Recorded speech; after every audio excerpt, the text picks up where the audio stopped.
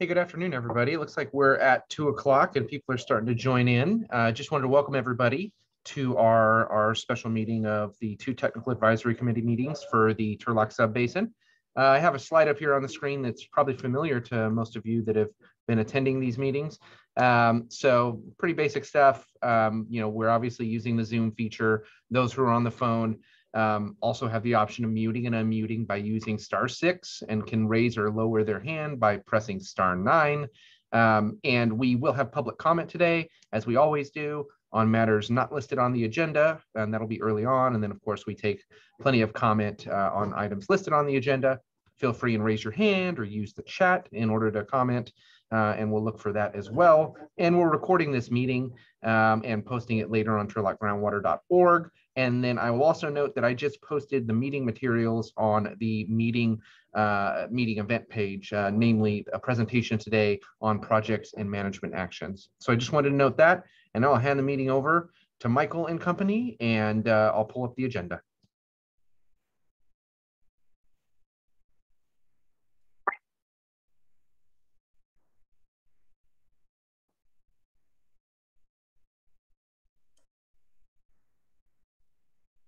And Michael, you're muted if you are talking.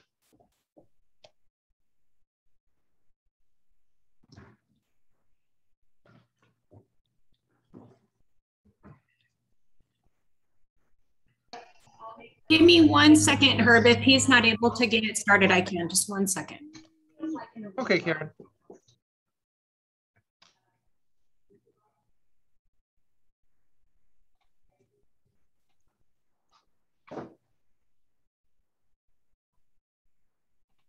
Hi, this is Karen Morgan with the West Turlock Technical Advisory Committee. We're here for a special meeting. It is 2:02. We can go ahead and officially start the meeting. Let's see, we can call to order the 7 agency members that we need for a quorum today. Would the West Side like to get started and just let us know who's here? I don't have my list open, so I can't ask you.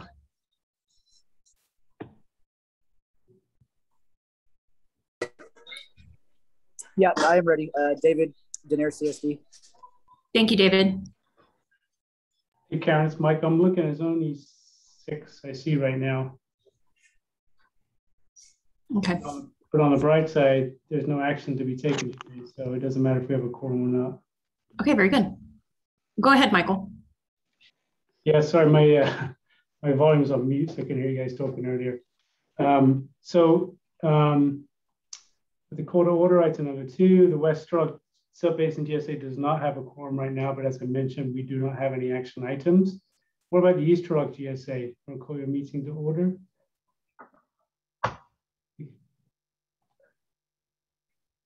This is Sarah from the East Side. I'm also just on a dial-in and about to get on a plane, so I'm not sure that I'm going to be able to run the meeting. Can you guys tell me who from East Side is on? Can you guys speak up? Yes, we've got Dennis and you've got Walt at a minimum, so that's a quorum, and not sure who else. Anybody else can help me on the East Side? I'll speak up, Michael. This is Kevin Kaufman. Myself and Mike Tietza are here to support the TAC, but I think you cited the 3. Dennis, Walt, and Sarah. Wonderful. And I understand now we do have a 7th for the West Turlock, so we're called to order 2 at 2:04. So with that, I'll move on to item number 3, public participation. This is the time set aside for members of the public to directly address the Subbasin Technical Advisory Committee on any item of interest in the public that was in our subject matter purview. You can talk now, or if it's an item that's going on the agenda later, you can hold your comments until then. So with that, any public participation at this time? Hi, this is Matt Brady. I just made a comment about this at the 12 o'clock lunch hour meeting. So sorry if this is redundant for some, but I just wanted to comment on the GSP chapter release schedule. So the way it's currently set is that each chapter is going to be released individually, and then there won't be a release of the whole plan at the end with an additional period for public comment on the whole plan. Most of the GSAs I've seen in the area are doing the other way, where they do release chapters at a time with opportunities to comment, but they also have anywhere from 30 to 90-day public comment period on the whole plan when all the chapters are put together.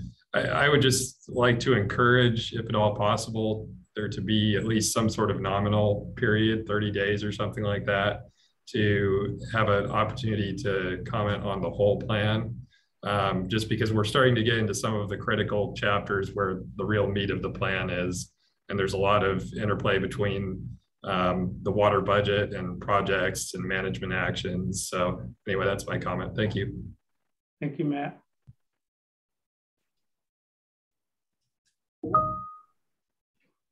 Any other comments at this time?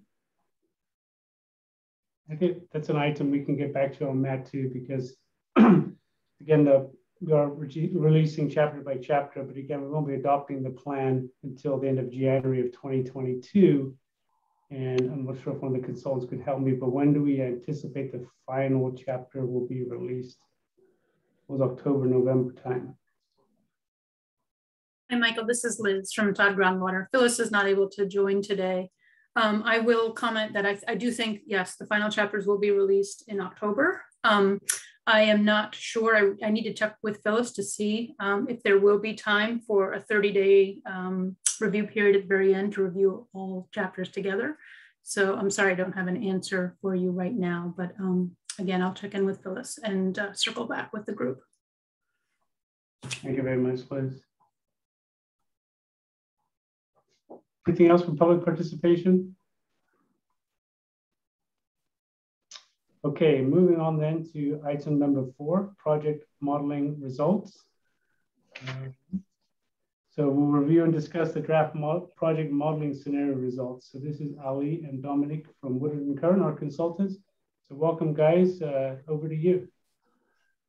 Thank you, Michael. Good afternoon, everyone. This is Ali Tagavi with Woodard and Curran, and my colleague Dominic Amador is here as well. Just to give you folks a quick background on where things are standing. As you all remember, we've had a chance over the past several months to look at the conditions, the historical conditions of the basin, as well as projected conditions as required by the regulations to look into the future, 50 years into the future, in terms of the hydrology, rainfall, land and water use conditions, cropping patterns, and water supply conditions. Those have all been presented to you folks in the past. In addition, we looked at the sustainable yield criteria and sustainable management criteria, I should say, as well as sustainable yield conditions and what it takes to keep the basin in a sustainable yield manner and condition. And so beyond that, we started also discussing water supply projects that would be needed to keep the basin in sustainable conditions, or at least support bringing the basin into sustainability. And we discussed the projects, and we've got slides today to discuss those projects again and what sort of assumptions we've made. The projects are both on the urban side as well as on the ag side, as well as each GSA has put forth a number of projects that we've analyzed. And so today we have the results of analysis of what sort of impact and beneficial impact, I should say, these water supply projects have on the basin sustainability as we look into the future. And so Dominic is going to go through the details of that with you folks today. And then beyond that, we are also going to be looking at what it takes beyond the water supply projects to manage the basin sustainably. And that would require additional, what we call demand management on the demand side, to reduce the demand further to make sure that the basin is managed sustainably. So with that in mind, I'm going to ask Dominic to share his screen, which he has already, and go through the results. And we'll be more than happy to entertain any clarification questions along the way, with more detailed discussions at the tail end. Thank you. Thanks, Ali, and thank you everyone for attending today. So as Ali walked us through kind of like the big picture steps as we move towards to determining really what is the basin going to look like under sustainable conditions, right? What projects and management actions do we have to be able to bring us to that point and meet our SGMA regulatory requirements?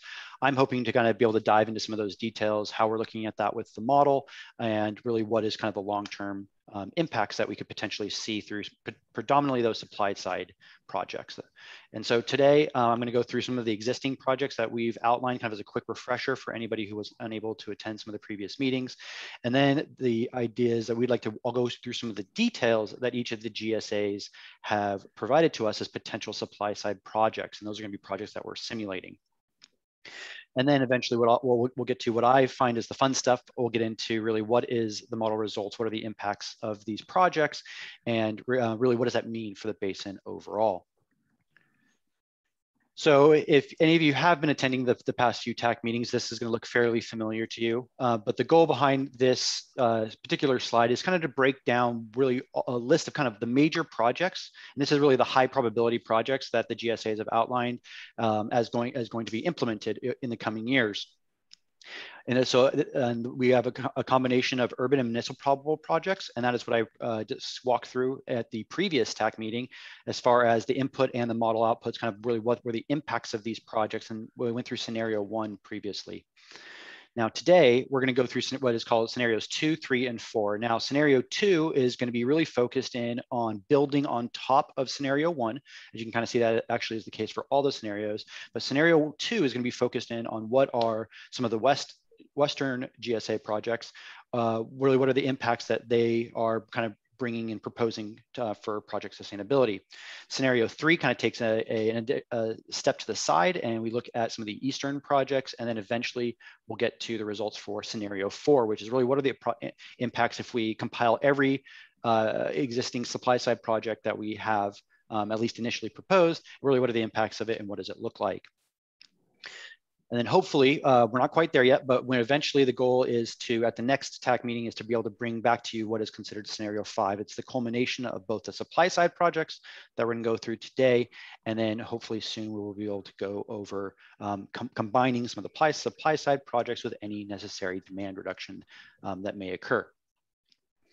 So if we want to get into some of the details, before I start and kind of outline all the actual existing projects that have been proposed thus far, I want to really kind of set the tone as far as what are the impacts to the basin's hydrology over this 50-year baseline.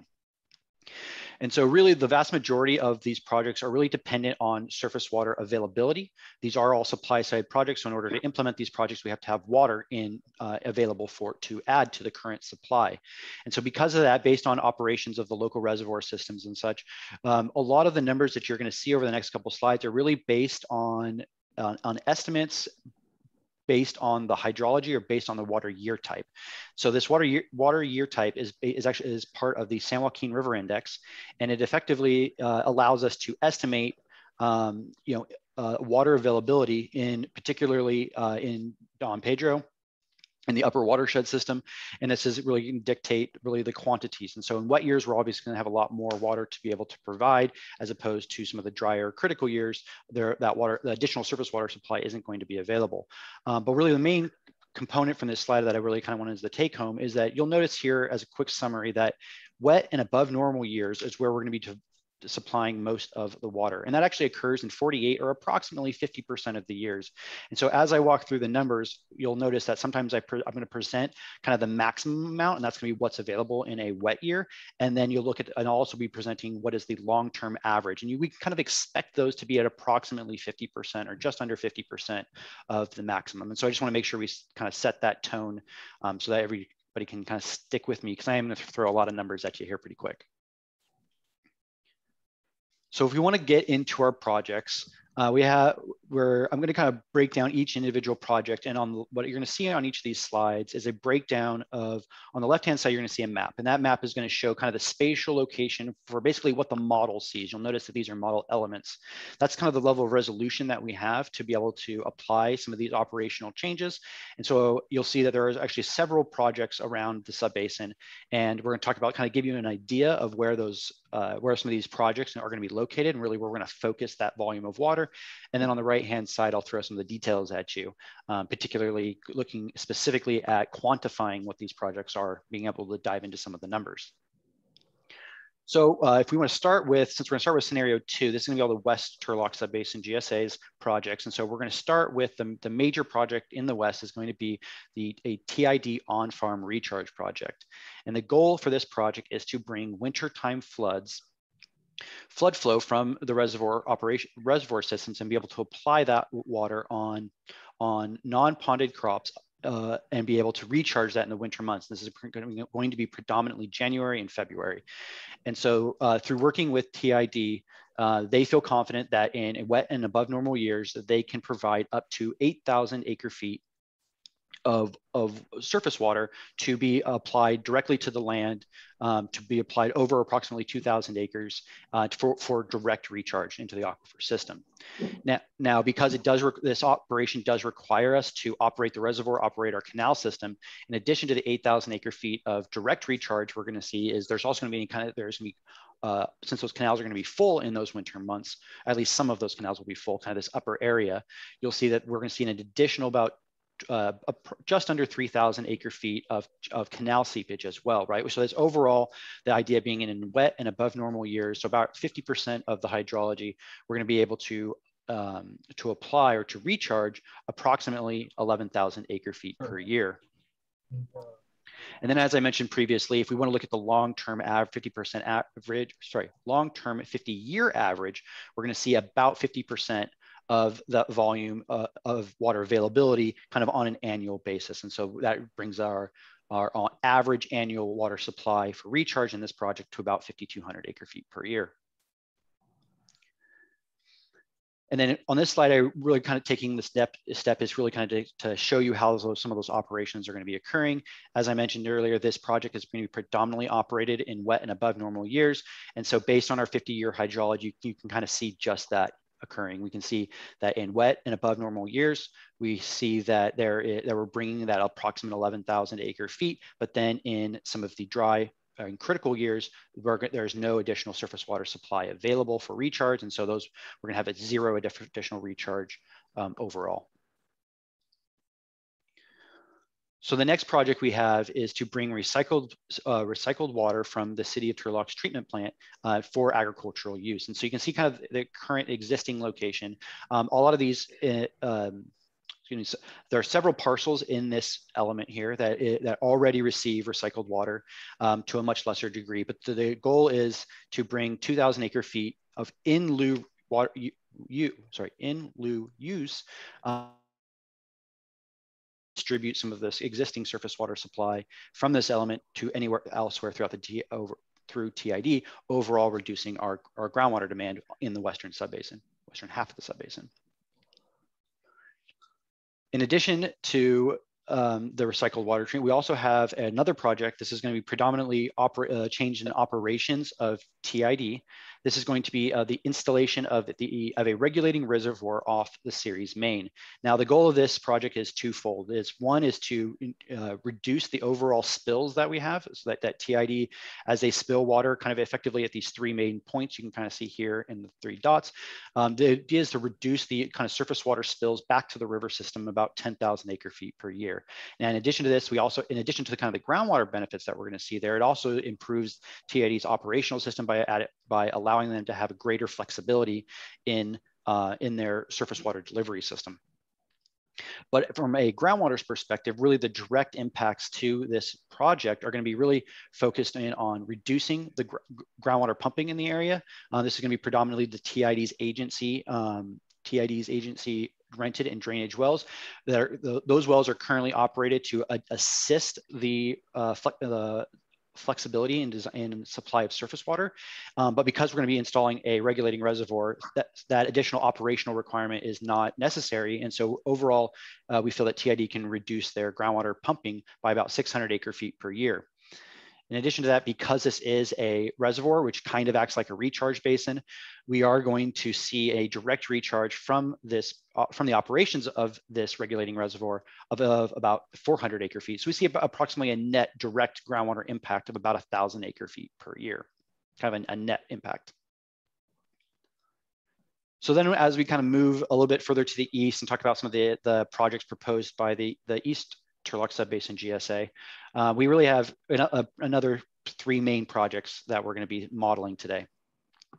And the first of which is going to be a direct agricultural recharge project. Now, the goal of this is to bring in lieu and direct recharge to some of the elements you see here. Now, these are elements, or these parcels are parcels that have historically already been able to take TIDs, some TID surface water. So they're already hooked up to the conveyance network right now. So, and if anyone remembers from when we originally set out the PMAs, a lot of there is the idea that this is a project that we find is going to be as a fairly high probability of occurring. And so there is another PMA about potentially expanding the network, but that is going to be kind of a phase 3 project that is not directly modeled. This project is going to be specifically into areas that have already received it, are already existing users, but are outside of the TID's boundaries. So being an in lieu and a direct recharge project, the goal of this is to to bring both surface water for the irrigation season. That's our kind of our in lieu. We're going to reduce our groundwater pumping. And then in the winter time, again, in January and February, the goal is to bring flood flows, wintertime flood flows available for recharge. Now, when it comes to how much water we can actually get and implement in this project, right? Like we're really trying to optimize our capability on these projects and optimize the net groundwater use, the net recharge. We really kind of have 2 main limiting factors here. And in-lieu recharge is going to be generally limited by the agricultural demand, right? We're replacing replacing groundwater with surface water. When it comes to direct recharge, some of the assumptions are a little harder, but the overall arcing idea behind this is that within these areas, the parcels that are already receiving TID surface water, there's about 3,000 acres. Now, through working with the GSA, we come up with the assumption that we can see approximately 50% of those acres will be willing to participate in a direct recharge project. And so we can see here that of that 3,000, 50% is about 1,500 acres of area where we can apply recharge water in it. And since we're going to operate that volume of water for 2 months, we can see in each month we can estimate about 2 feet of recharge per month. And so that brings our total capacity for the direct recharge project to be about 6,000 acre-feet per year, depending on water supply and availability. So if we want to see what is that impact going to be on a kind of a long-term basis, like over that 50-year period, through the help of TID's reservoir operations modeling team, we were able to work with them and really determine what we think the reservoir system will be able to supply to this area. And so really I have kind of 2 main bars here, one being the green here being the in lieu recharge. This is during the irrigation season. And then we can see that additional up to 6,000 acre-feet of agricultural recharge. This is gonna be the direct recharge in the winter, captured here in the blue.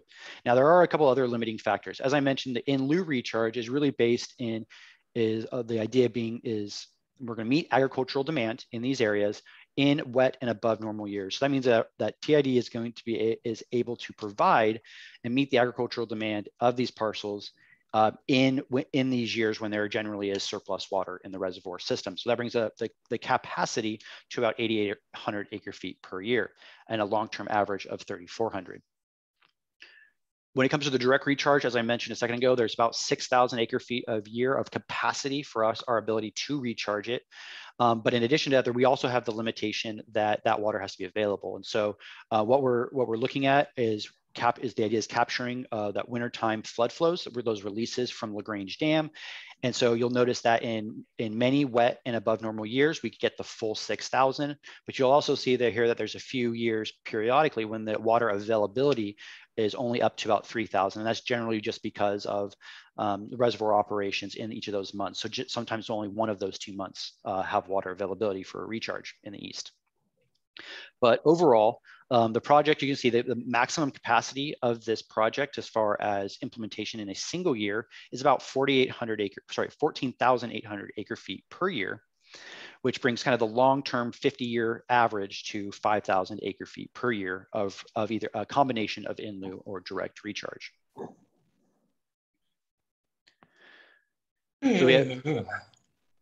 So we have two other projects here. This is far in the east, and those are going to be the Mustang Creek and the Upland pipeline projects. Now, both of these projects are going to be direct recharge projects. The goal is to be able to get predominantly in Mustang Creek. The goal is to capture Mustang Creek and Dry Creek natural runoff and capture that and recharge it into some facilities. In addition to that, Upland pipeline is working with Merced Irrigation District to bring surface water through a pipeline project to the same area and to apply that water for wintertime recharge. Now, if you kind of want to take a quick look at this kind of zoomed in version of that map, the goal of this is to utilize what is considered the Mustang Creek flood retention basin located kind of here in the center, and as well as kind of the secondary flood retention basin to be able to capture the kind of some of those wintertime flood flows. Now, the overall kind of long-term water availability for these projects is a combination of just under 600 acre feet per year, utilizing the Mustang Creek project and the Mustang Creek, the creek itself, as well as the two retention basins. And then in addition to that, we have the Upland Waterford Pipeline project, which is providing wintertime recharge of a little under 1,100 acre feet per year. Now, the goal behind that is to utilize some of Merced Irrigation District's conveyance network as far as when it comes to the Northside Canal. And then the idea is to install what is this Upland pipeline to be able to transfer and to further convey some of that water to these recharge basins. So similarly to the other charts, I kind of wanted to make a quick summary to let everybody understand the water availability component of this over this 50-year period. Now, it is comparatively to some of the previous slides where there's really more of a lot of the recharge volumes were either on or off, whether it was a wet and above normal year, whether it was one of the 3 drier year classifications. Both of these projects have a little bit more resolution to the water year type. And what we can see here is that each of these, per the water year index, we have an estimate as to how much water we can recharge in the baseline itself. So if we want to kind of take a quick look at a summary, this is effectively what I have here is effectively a table of really what I consider the direct impacts for each of these projects. And so you notice here we have this broken up into 2 main categories. We have the West projects, the East projects, and scenarios 1 and 2. And then we also have this a category here of what happens in scenario 4 when we apply all the projects. And then further to your right here, we'll see that there's a listing of the specific project and really what is its direct impact to the aquifer system. Now, I say direct because there is a little bit of a caveat to that. Particularly when it comes to direct recharge, that's a fairly straightforward idea, is that we're putting water into the aquifer system. On the other hand, our in lieu recharge often has 2 major components to it. We have the idea that we're bringing, in this case, we look at talking about the recycled water from the city of Turlock. We see a direct impact of 2,000 acre feet per year. Now, there's a secondary impact of that is because there's additional supply, we would anticipate seeing 2,000 acre feet of less pumping. And we do see that, and we'll just see that in a second when I go through the water budgets. But at least as kind of a summary slide on when we wanted to make sure we didn't overcount or double count some of these projects. And so really this table talks about only really the direct impacts to our operations. And so you see very similar numbers throughout this as that I went through in the past couple of slides, but that overall, the west projects, we have about 5,600 acre feet of direct recharge, 2,000 acre feet of in lieu recharge, and 600 acre feet of saved pumping. Now that pumping is negative because we're pumping less water from the aquifer system. Similarly to kind of that template, we also, when it comes to the eastern projects, we see a kind of very similar pattern. We see overall about 3,300 acre feet of direct recharge, of direct wintertime recharge from these three projects. In addition to that, we'll also see about 3,400 acre feet of in lieu recharge in the irrigation season from that the Eastern Agricultural Recharge Project that I mentioned earlier. So overall, the basin, through all the particularly the agricultural projects and management actions, we can see just under 9,000 acre feet of direct recharge, 5,400 acre feet of in lieu recharge, and a reduction in pumping of 600 acre feet. So, so that's all the input into the model. Those are kind of a list of the projects and what we anticipate some of the impacts being. What does that mean for the water budgets itself, right? What do we get out of the model? And I know I just plastered a ton of numbers up on the screen for you here, but I really want to kind of focus in on a couple main points. So first of all is going to be the urban water use. Now you'll notice that that scenarios 1 through 4, all the projects and management actions are the same effectively. And we predominantly see this is because scenario 1 is the implementation of our urban projects, and then scenarios 2, 3, and 4 really build on top of that. And so that's why we see kind of our overall urban water use. Actually, and this is what I presented at the last TAC meeting, is we can see an overall the urban demand goes down slightly, and then we see the surface water operations of surface water being given to the cities of Turlock, Ceres, and Waterford and Hickman. And that's that additional surface water supply. And in addition to that, and because of that, because of the offset of the combination of these two, there's going to be an overall decline in groundwater pumping from the subbasin of just under 20,000 acre feet. So then kind of into some of these, the next set of projects here is really where we're going to see a little bit more variability between the three projects that I'm presenting, 3 agricultural projects that we're presenting today. And then what I'm considering here is we have the scenario for impact. Now, this is the accumulation of all the projects that I just listened to. And this is really what we're going to predominantly focus on, being that those projects is that we anticipate implementing all of these projects. And so we're really going to, for the sake of time, really just dive into some of the details related to the cumulative response to the operations of the basin.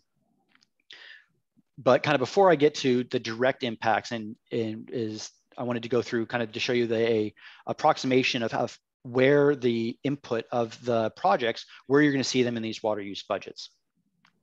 So overall, the major components that you're going to see varying is from the agricultural side, is you're going to see predominantly there's more surface water deliveries. Now these surface water deliveries are going to be predominantly from TID, and this is going to be both their TID's main delivery system and for TID itself, but this will also include once we get, you can notice the first 3 are going to be the same, but when we get to scenario 3, this is when we capture the Eastern in lieu recharge project, and that's why you'll see a little bit of bump of surface water deliveries here. Now you'll notice here that the impact when it comes to implementing that in lieu recharge project is going to be the impact overall that we have through all these projects is actually negative 200 acre feet. And the reason for that is because when moving from the baseline to scenario 1, the surface water supply project, we actually see a slight reduction in surface water deliveries. Now those surface water deliveries to TID are actually offset in these other 2 categories, the municipal offset pumping for agricultural use, and we have a recycled water to agricultural use.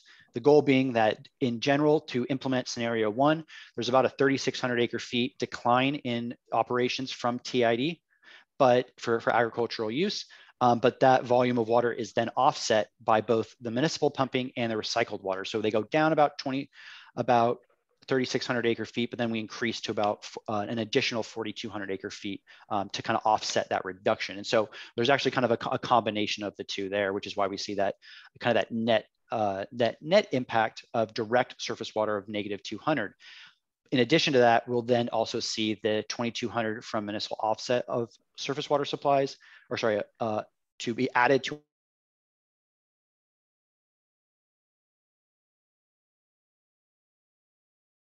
acre feet. The culmination of all of these projects, though, kind of like the take-home component, is that overall the private agricultural pumping subbasin wide is going to be reduced overall by about 4,000 acre feet per year. And that's going to effectively be the combination of a slight change in our water supply profile, right? We're losing some of our initial surface water deliveries, but we're gaining some offset pumping, we're gaining recycled water. So that overall, the private pumping in the basin is going to go down by about 4,000 acre feet.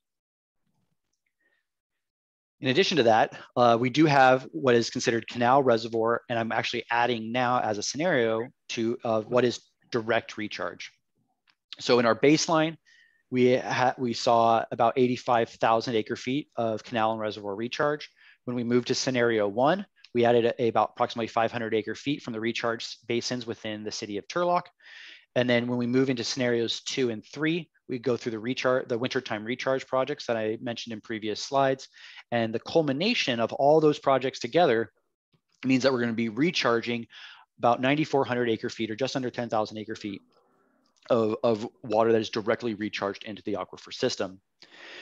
And then kind of the last aspect as far as the operational components and what we'd expect to see comparatively to some of the changes we made in the input files is to account for the reduction of agency pumping from TID related to the series main installation of the series main regulating reservoir. So you'll see that impact here applying in the Western projects, and you'll also see it in the total of all the PMAs. And so we see that 600 acre feet of impact here at the bottom. So when it comes to the groundwater budget, the idea is the groundwater budget is going to be most directly impacted by two main categories relating to our operations. So from the previous slide, if we can pull out the canal, reservoir, and direct recharge row here, and we'll see that that is very similar to the 9,400 acre feet that you saw on the previous slide. In addition to that, the other direct component, the direct vertical component that we have is the overall groundwater pumping. And from overall groundwater pumping is that combination of reduced urban pumping, reduced agricultural private pumping, and reduced TID agency wells. The combination of those totaling about 21,600 acre feet. Now, if you ask yourself, Curly, well, what are the impacts to that when it comes to all the other components of the aquifer? We actually have the major components that we have to look at from a sigma perspective is going to be our stream seepage. What are the impacts for stream seepage? What is our impacts of subsurface flow from our adjacent subbasins? And really, what does that mean for the overall storage in the basin? What is that? And that's going to be both storage and indirectly related to groundwater levels. So based on each of these scenarios, really, again, I want to focus in here on scenario 4, right? This is the accumulation of all of our projects. So if we can see that overall, our total impact from our operations, or at least our direct impact from our operations, is we have the combination of 9,400 and 21,600. And so we can see it's about 31,000 acre feet. So the question is really, well, what happens to that 31,000 acre feet per year? Well, overall, that kind of is broken up into those three categories. We see that our net stream seepage, so this is what our aquifer is pulling from the stream seepage. And if you remember that stream seepage is a direct, the impacts to our interconnected surface water system is a direct component of sigma that we will be focusing that on, is that reduces the stream seepage from the aquifer system, or to the aquifer system of about 10,000 acre feet per year. In addition to that, we'll see that currently the Turlock subbasin has a net inflow from the adjacent subbasins. And what we can see here is that comparatively to the baseline, we're dropping that inflow from nearby subbasins from approximately 20,000, 29,000 to about 12,000. So we're bringing 16,600 acre feet less water basically taking from our neighbors. And so that's a definite beneficial use in that we're not pulling more additional water in from our neighboring subbasins. And in addition to that, kind of that final component after we kind of calculate those values is to really look at, well, what is the impacts to the aquifer system and the amount of storage that we have in the system. And if everyone remembers, really in the baseline, we have a groundwater storage deficit of about 5,500 acre feet per year. That means that our storage in the basin and our water levels in the basin are declining on average that 5,500 acre feet. And then now, once we implement all of these projects, we can bring that down to about 400 acre feet per year, and so at least getting very close to reaching the sigma goal of not continuously declining our overall water levels. So we can see a generalized full impact in the storage of in the aquifer system, about 5,100 acre feet. Okay, so I know I mentioned a second ago really what some of our focus is as far as our sustainability indicators, but I wanted to kind of give a quick review of really what those are in a second, right before I go into really what are how the impacts when it comes to each of these items. So the first sustainability indicators, and the most prominent, is going to be the chronic lowering of groundwater levels. Now, because of that, in the next couple of slides, I'm going to show you really what do a lot of these projects do to our groundwater levels. And really what kind of impacts we can see directly for there. In addition to that, I also mentioned a second ago the reduction in groundwater storage. Again, we're not quite there, but we're almost there. There's about instead of a decline of 5,000, we're down to a decline of about 400 acre feet per year. So we're getting very close in the sustainability indicator number 2.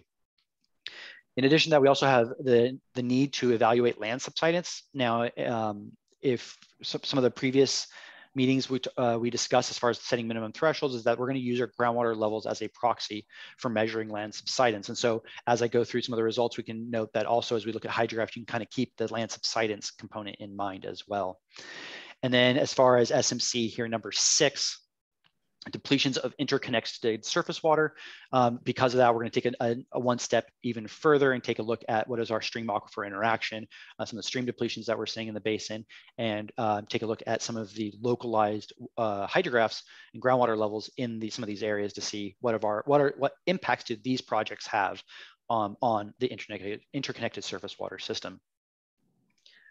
So if we want to dive into some of the groundwater level hydrographs, kind of keeping that declining groundwater level in mind, we'll basically be able to walk through about 15 or so hydrographs here as we'll go across the basin.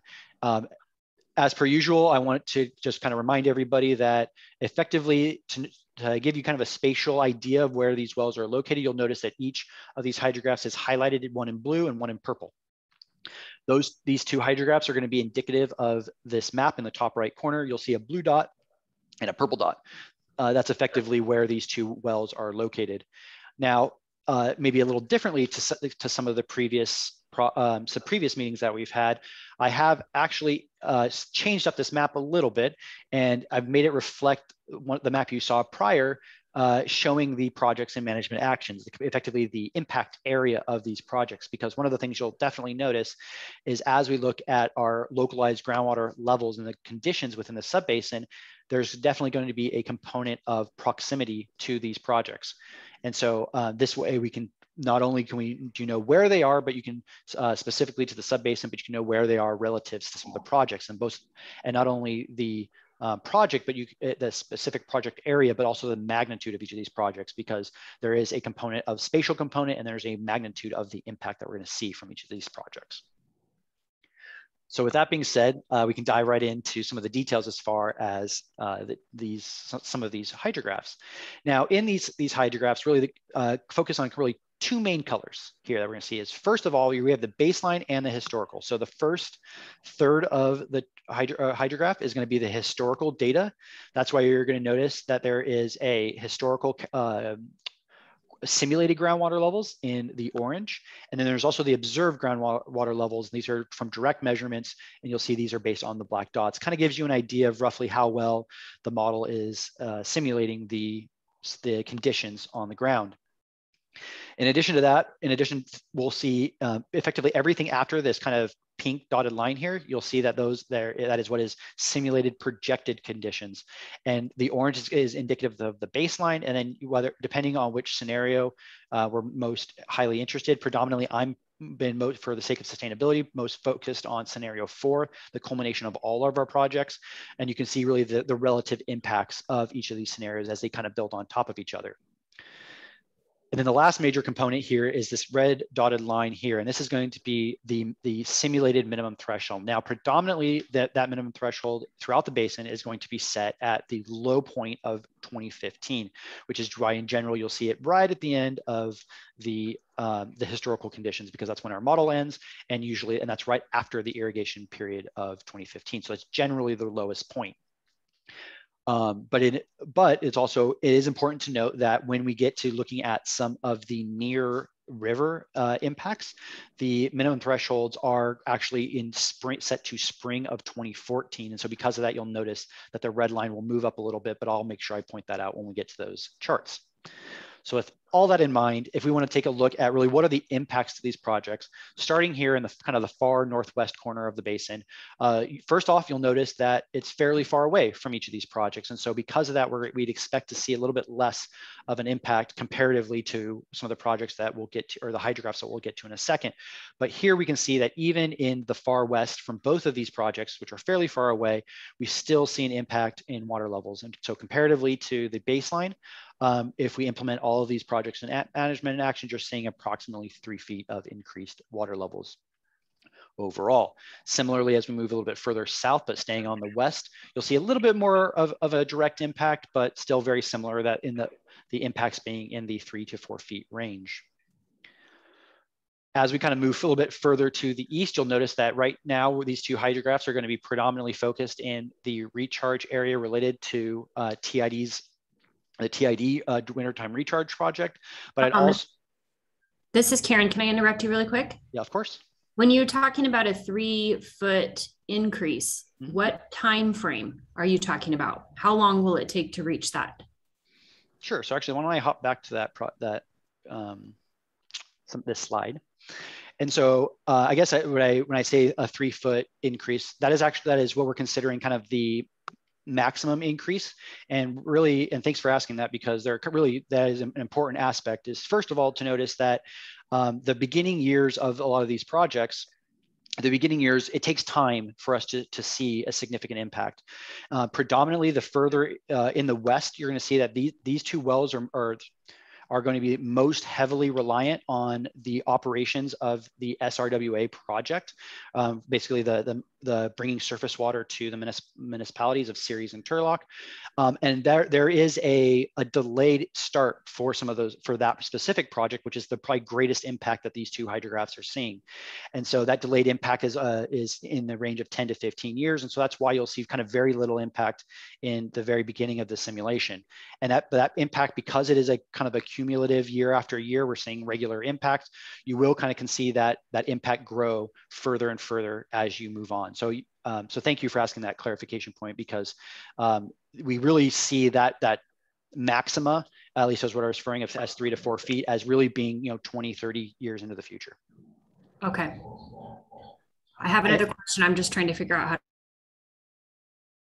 Quick, while you think of that, the other major component that I wanted to bring to everybody's attention too is that since all these projects are dependent on the water year index, if you remember that we are recharging additional water in wetter years, and whether that's direct recharge or in lieu recharge, a lot of the impacts are going to be based on that localized hydrology. And so because of that, one of the other major things that you'll notice as we look through these charts is that in the much drier period, you can kind of see it represented in the approximate late 80s, early 90s drought period. You'll notice that the variance between the scenario 4 and the baseline actually kind of shrink a little bit, and that's because we have a longer period of conditions where we're we're not applying that additional recharge volume. And because of the subbasin's overall additional demand and demand on the aquifer system, we'll kind of see that in the wetter periods, we actually see that variance grow. And in the drier periods, you'll see that variance shrink a little bit. And that's just going to be dependent on the hydrology and is what we'd expect to see over this simulation period. Okay, I figured out how to ask my next question. Awesome. So looking into the future here, does this include growth and like increased water demands because of growth? So, both of these, both the simulation and the baseline are built off of what we're considering the projected conditions baseline. Now, the projected conditions baseline particularly has urban growth. We do anticipate, based on the urban water management plans of predominantly the major cities of Turlock and Ceres, we do see population growth and a change in per person water use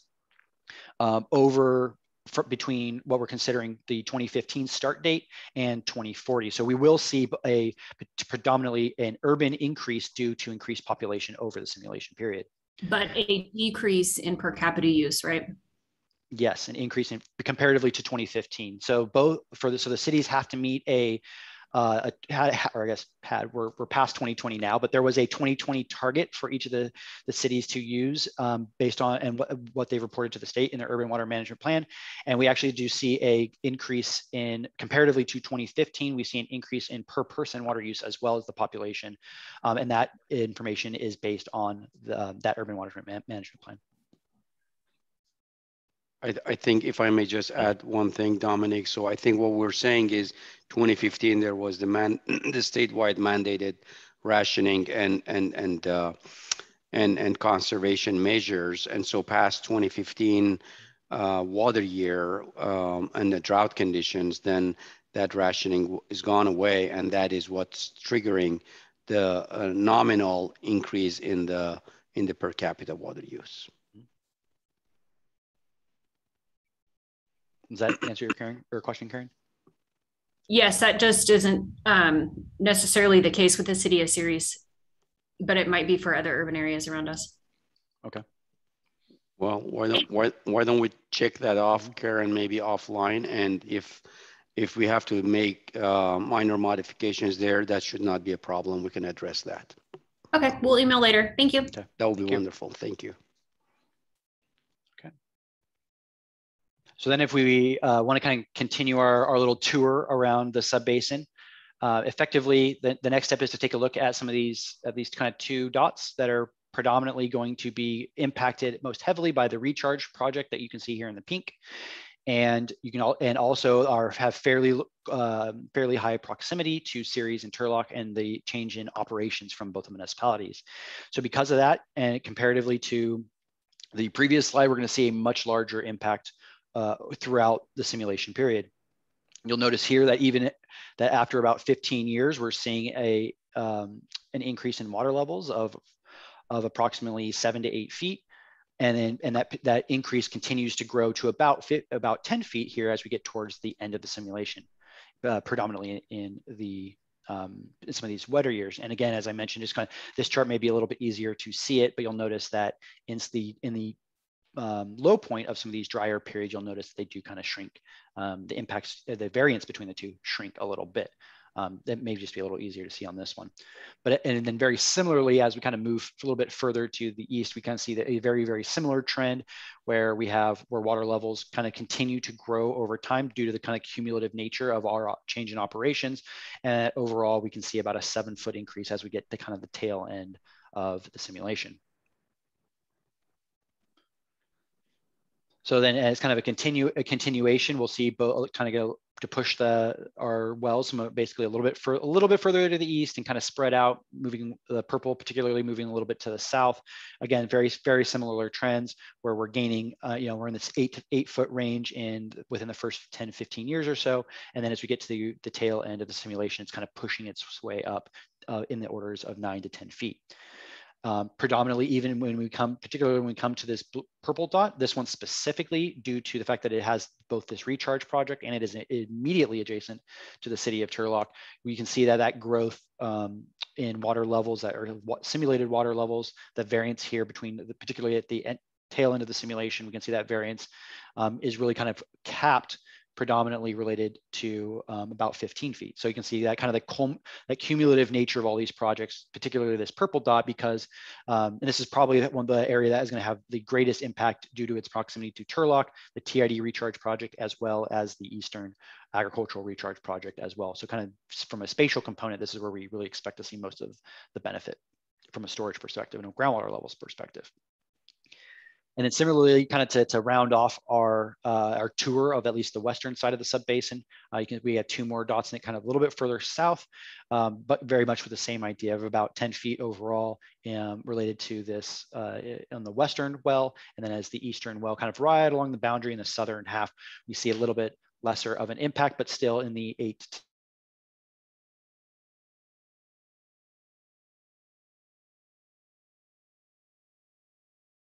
Now we want to take a look at a couple of the Eastern Gsa Wells, specifically in addition to acknowledging that they're on the east.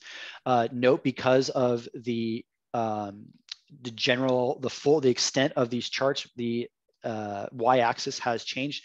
So the previous wells, we saw about a 50-foot range, and then in order to capture these, we needed about 100-foot range to be able to capture both some of the observed historical data as well as some of the impacts. So just to make sure that everybody is aware of what they're kind of looking at here, is that the vertical extent has been extended to about 100 feet. So specifically when we get to some of these eastern wells, as we kind of get, but looking on the kind of the eastern half of the East Turlock GSA, is we can see very similar to some of the two previous slides that I pointed out when it comes to fairly adjacent wells to each of these projects. We can see that overall there's about a 10-foot increase, a 9 to 10-foot increase here in this kind of in the blue chart.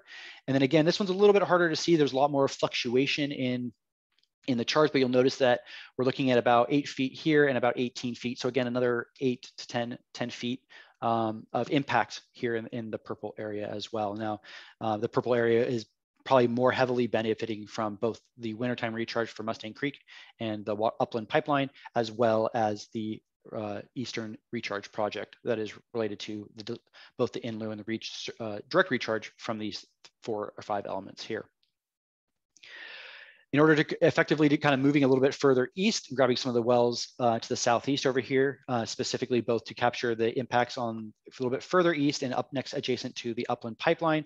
And as we get further south, kind of closer to the Merced River, specifically oriented to being able to capture what are the impacts and kind of hinting towards the effects related to the interconnected surface water system. We can see that as we kind of get away further and further away spatially from the bulk of our recharge projects, we start seeing mitigated impacts, right? So instead of the 10, 12, 15 feet that we were seeing previously, now we're seeing a little bit more in the range of 6 to 8 feet here in the blue chart, and even a little bit less, probably more of the range of 5 feet impacted on average from the purple dot over here.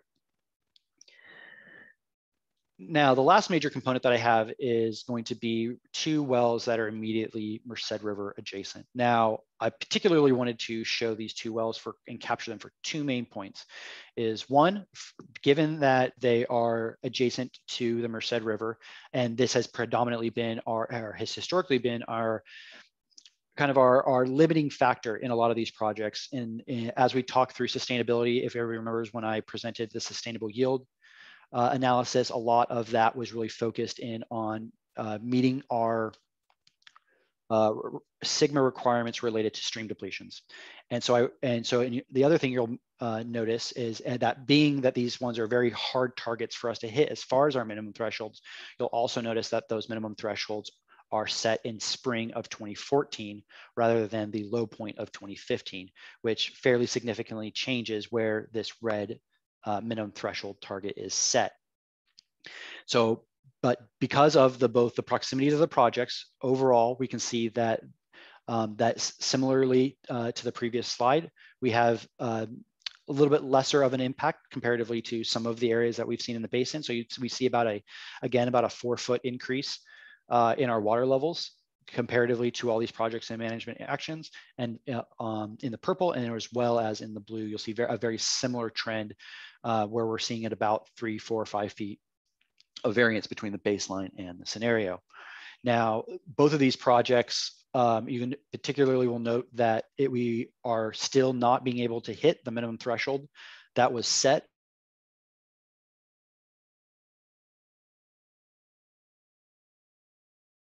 which I'll visit in a second, but which will really trigger our need to do the demand reduction evaluation as well. Basically, this is going to be the main able of target when we look at scenario 5 here, and adding that culmination to really bring these water levels up to be able to meet our minimum thresholds that we've set. So as a precursor to that, before we kind of get fully into that conversation, really wanted to go through really the total groundwater budget and really what are the impacts from these projects, and then we'll dive a little bit deeper into some of the specific features.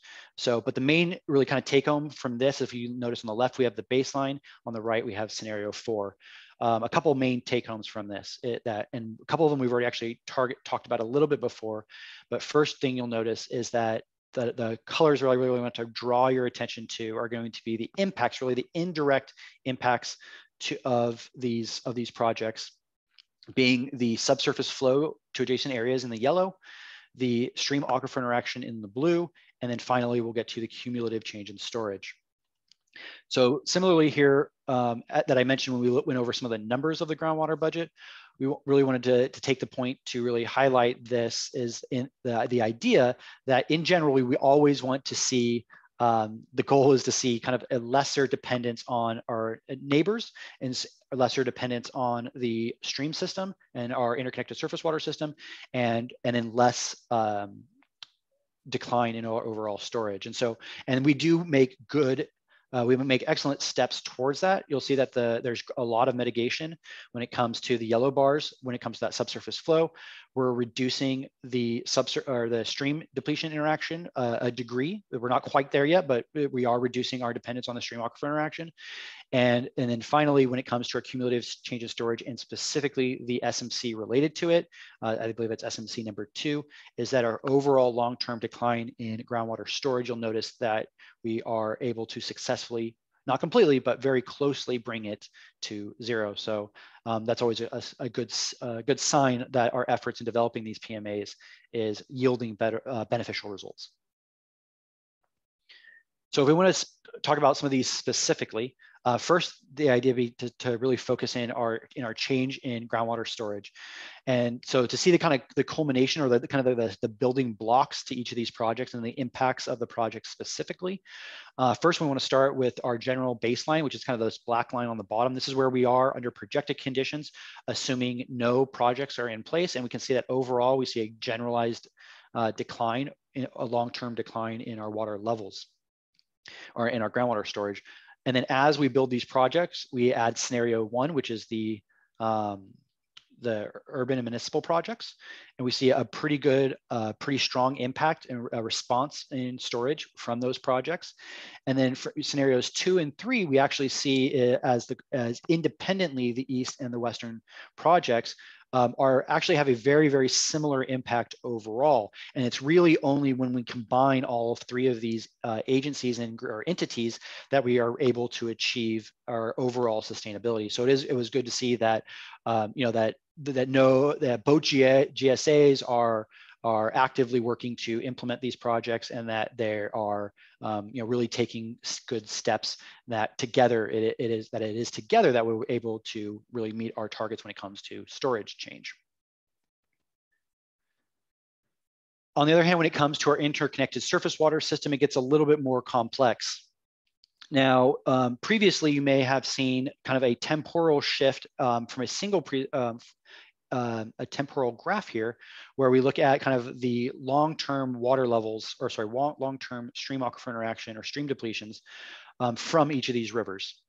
In order to kind of compare effectively that chart to in 3 different simulations, what we actually take a look at here is looking at the is looking at the long-term average. And so that we can kind of have it, for the sake of comparison, it's a little bit easier to see what impacts these projects have on each of the rivers. And so at least starting with the Tuolumne River, what we can see here in the historical, that in the light blue color, we have discharge to the river, and then in the dark blue, we have seepage from the river to the groundwater system. And these are really based on in the idea that the stream is going to fluctuate both in stage. Our groundwater levels are going to change over time. So there's a monthly component, but there's also a spatial component to where these are, to where water is going in each direction. But we can see that under the historical conditions, the Tuolumne River was predominantly had water moving from the aquifer system to the river system. But in the baseline, that has changed fairly dramatically to the point where the groundwater system becomes the primary acceptor of surface water, and that we do not discharge as much water to the river under the baseline. Now, when it comes to scenario 4, which is again the culmination of all of the projects, we see, while it's not perfect in its return to comparatively to the historical sigma, we do not need to, our goal is not to necessarily achieve the same value as a historical, but we can see here that overall we are able to at least balance out both the discharges and the stream seepage overall. And this is going to be predominantly due to a lot of the proximity of these projects. If you actually remember looking at some of the previous maps that I had, is that most of these projects are focused in on central from east to west, but then really a lot of these projects are really focused more towards the north, at least as far as kind of a weighted average of the true volumes that are going to be operated here. And that's going to be predominantly going to be the city of Ceres being basically on the river, and then also the TID recharge project is going to be also really focused more towards the northern half, and that's really where the bulk of a lot of the recharge is going to be, as comparatively to most of the eastern projects are more centralized in the basin, which is why they see a lot of impact in their storage system, but we may not see as much impact in the river system. So we do see kind of a balancing of the Tuolumne River, so that was a good direction for us to see. In addition to that, the San Joaquin River, one of the things you'll notice is that in all of these periods, we start seeing an overall discharge to the San Joaquin River, and we'd expect to see that as the San Joaquin River is in the center of the Central Valley, and so that is kind of its natural direction of flow. And from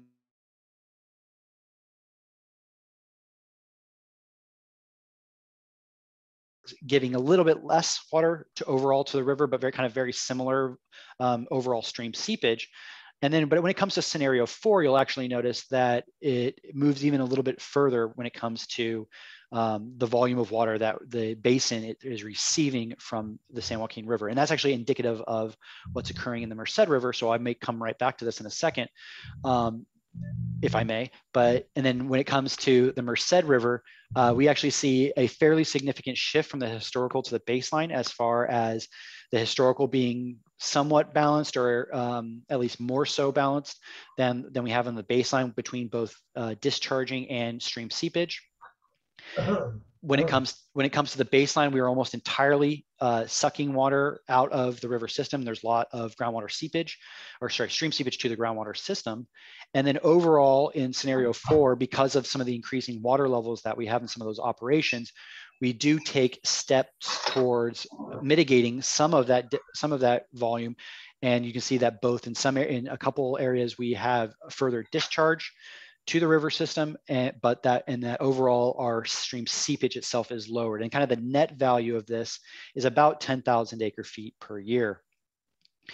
And then if I want to kind of circle back around to the San Joaquin River, really one of the main drivers that we're seeing to this impact here, as you can see that both, like for example, the Tuolumne River and the Merced River, compared to the baseline, if we can kind of imagine this as one big block, the interaction kind of moves down, which is a benefit.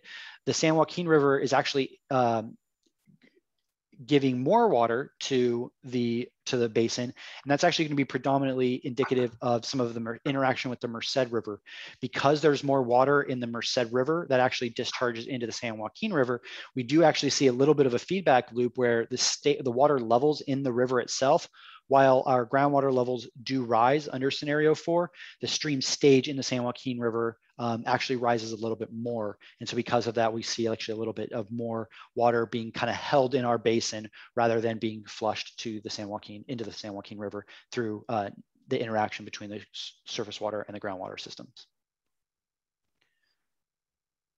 Okay, so to quickly summarize this is my last slide. I noticed I just had a couple things pop up on the chat, and I'll get to those questions in 1 second because this is my last slide. Overall, our next step is what we're going to consider scenario 5, which is demand management. Now, kind of taking a couple steps back to the slide where we do have a couple of those wells where, because of the interconnected surface water system, we did set a higher minimum threshold for our water levels. We do need to take the step of going to demand management to be able to meet that requirement. And so the goal of the demand management is to really hit the last checkbox that we would need to related to compliance with sustainable management criteria number 6, the depletions of interconnected surface water. So basically what the kind of short version of what that means is that scenario 4 takes great strides in being in moving this basin towards sustainability, but we're not quite there yet, and that we will need to evaluate or to reevaluate a potential of demand reduction, which is what we're going to consider scenario 5. And hopefully throughout the next week, I will be able to kind of run through that process again and return to both the ad hoc and the TAC groups and hopefully have another presentation for you guys for what is scenario 5 and how we achieve overall sustainability in the basin. So with that said, why don't I take a couple of the questions from the chat. Mike, did you have a... If you could go back to the second to last slide for a second, I just wanted you to clarify something. Okay, yeah. So we were using that slide in part for perspective for the effectiveness of projects to change the impacts to interconnected surface water. But the baseline bars are not the sigma baseline, correct? That's your projected model baseline. Correct. Okay. And then when we're talking about where we want to be, historical isn't necessarily your minimum threshold either, right? So it's where we were historically. We can see where scenario 4 takes us, but historical isn't a representation of minimum thresholds and where we are required to be. It's just a perspective to help you discuss it. Is that fair? Absolutely, yeah. So okay. The minimum thresholds are our target. And in fact, our minimum thresholds being set in 2014 and 2015 are really going to be indicative of only the very, very tail end of this. This slide is going to be kind of predominantly just a descriptor related to,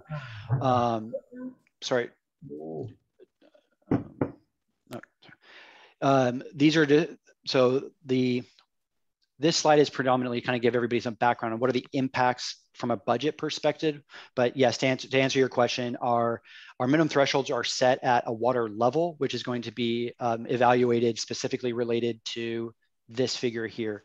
And so whereas a lot of the historical simulation is looking at the impacts related to what happens when water levels were all the way up here in the 70s potentially, and because it looks at that long-term period over this 25-year-old period, we're really looking at our goal, our minimum thresholds. Our goal is to target this minimum threshold line here. And so there is going to be a difference there, but it just kind of helps. I think it helps for us to understand the situation.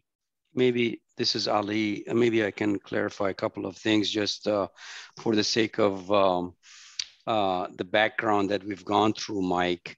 The minimum threshold as decided by the TAC is throughout the basin is the 2015 groundwater levels, which is serving as a proxy not only for groundwater levels and storage, but also for the ISWs, interconnected surface waters. The only area that we have an exception, and that's based on the analysis that was performed, is around Merced River, because the Merced River continued to decline and deplete more than the historical and significantly more than the historical conditions. And so the TAC has decided that the minimum thresholds would be maintained at the 2014 groundwater levels in and around the Merced River in order to make sure that there's hydraulic connection is preserved and maintained with the Merced River and the aquifer system, as well as there are not excessive depletions that would jeopardize not only the fisheries and environmental conditions, but also the water rights along Merced River by the water right holders. And so as such, 2014 was set, and that is what's shown on this two hydrographs in here, 113 and 119. Those are historical 2014 water levels as minimum thresholds. And so the goal is to make sure that the groundwater levels at these two observation wells, at least the simulated ones for the projected conditions, would stay for the most part above these minimum thresholds.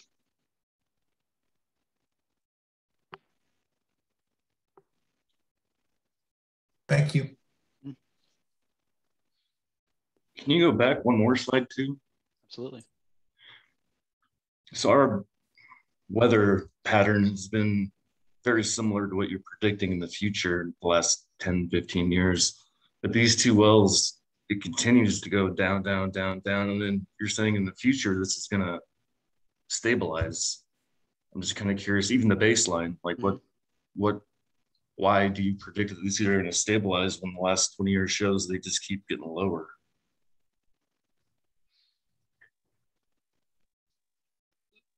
So effectively, so if you, what we're kind of looking at here in both of these, and you can't kind of see the tail end of this, but we are simulating that that kind of generalized decline in water levels over the past 20 years. And you kind of can see that through at least some of these black dots. You can see them, definitely see them dropping. Indicative of that, from the end of that simulation based on, and then moving into the projected conditions, we are effectively reiterating the hydrology, utilizing much of the same operations and much of the same, kind of conditions through utilizing kind of the calibration of the model to estimate really what is the impacts to the water levels in the aquifer system. And so effectively what we're really seeing here when it comes to to kind of shifting from the historical into the projected is we do start seeing a fairly large shift predominantly in the most recent drought. We see we're reaching kind of a critical point where we're getting a lot of additional stream depletion from the Merced River that is really kind of shoring up some of these water levels. And that is kind of both indicative to the slide I had a second ago with looking at how much water is coming from the river system. And it really is that volume of water is supplementing, and the subsurface flow is of kind of our adjacent subbasins is supplementing some of the water use kind of in these areas. You know, the other thing that Ryan adds to this equation that Dominic described very well is also changes in the historical conditions with respect to the cropping pattern and the demands.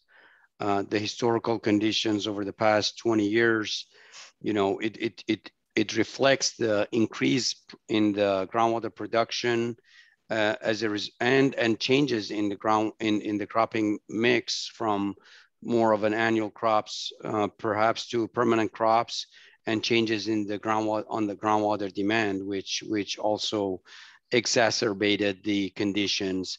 And if you notice on this, as an example, this right-hand hydrograph there, if you look at the historical during the last 10 or 15 years from about 2000 onwards, is significantly declining because it's going through the drought conditions of the 2010, 2011, all the way to 2015 conditions. And that same hydrology is also reflected at the tail end of the baseline condition. And so when you look at the, comparative and similar hydrologic conditions, the baseline groundwater levels and the historical groundwater levels are kind of sort of behaving similarly. Okay, thank you. Mm-hmm. Hey, Dominic, this is Kevin Kaufman. Hi, Kevin. Nice job on the presentation. Thank you. This is good information. I think this will take a lot of time for people to digest and understand. I appreciated your comment about the goal is not to achieve what we've seen in the past, before the baseline run, but really to balance the subbasin is what we're trying to accomplish here. It may not be exactly what it was years ago, but essentially we're achieving sustainability. My concern is the focus on the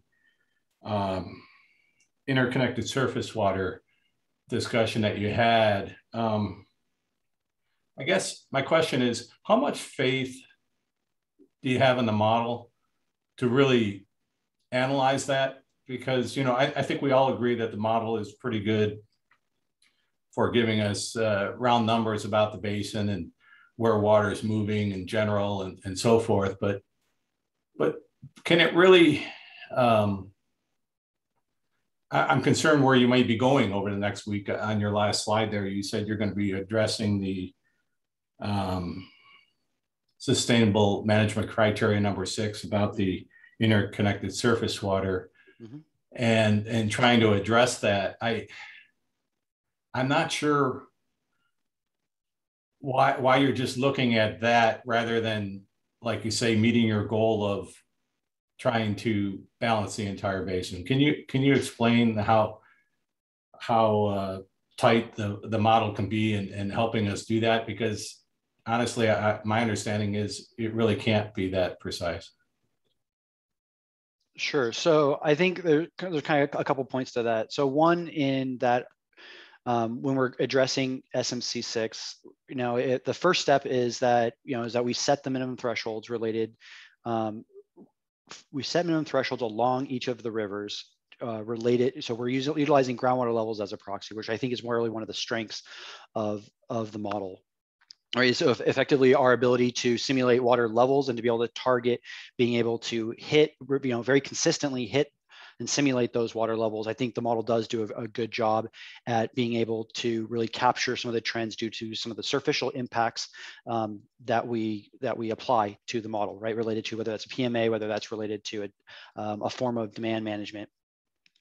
I do think that as we get into some of these some of these scenarios, that the model does a good job at capturing really the impacts of them when it comes to the water levels. Now, I do agree with you in the fact that there is a degree of uncertainty when it comes to any tool, but I do think that that through the level of calibration and our ability to measure not only groundwater levels, but stream flow, and looking at some of the stream hydrographs that we've presented when we went over some of the quality of the calibration in previous meetings. I do think that we have proven that the model has, at least to a fairly high degree, has a capability of capturing both of those major components. Now, and then as the last part, I think that you may be asking to is related to kind of from the policy perspective is related to how we really implement those. And the goal being that, is that we're utilizing kind of a mixed combination of the two. And the policy side of the idea that we set our minimum thresholds to really target this. And I think really, so we can utilize the model as a tool to give us a good estimate. And then really how we manage the basin based on that tool, I think can be up to the GSAs directly. And I think that's really, and what we see in the future, I don't think whatever I come up with in the next week is going to be the end all be all for the duration of Sigma. That's why we do have that, the idea of adaptive management. We will continue to not only update the model, but update our management process. We are gauging ourselves for Sigma. We're gauging ourselves against observed data. So what I'd like to say is that the model is one tool in a very large toolbox that we have. I do think it's a good tool, and it's a good first step towards evaluating some of these impacts. But we do have a whole other arsenals of tools that we're relying on as well. And so there can be a kind of a culmination of lots of those options.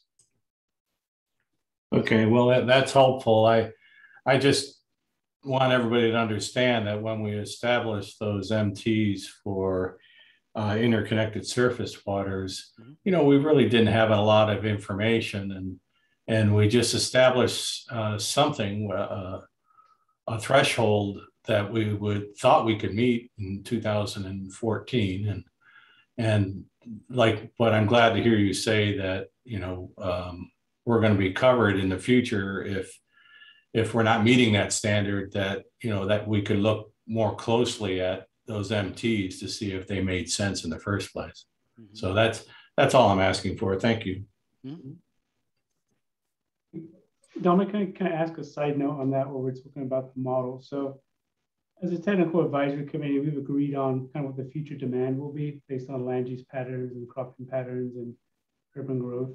And then the model gives us the water supply going forward based on the last 50 years of hydrology. So we have that supply and demand. All the model does is try to decide where that water is going to come from, right? Is it going to come from storage? Is it going to come from the river system? And based on how your model is set up, it's showing going into the future rather than the cone of depression getting deeper, which is what we've seen over the last 30 years, let's just say. More water is now going to be coming from the stream system, which creates an impact. If it doesn't come from the stream system, where would it come from? It's got to come from somewhere, right? Absolutely. And similar to actually one of the previous slides where we talked about, right, we talked about the direct impacts being the kind of effectively what's happening from our perspective vertically, both pumping and recharge. The other major components that we have to really look at are, there's really predominantly three of them. We have stream aquifer interaction, we have change in groundwater storage, which is tied to water levels, and we have subsurface flow.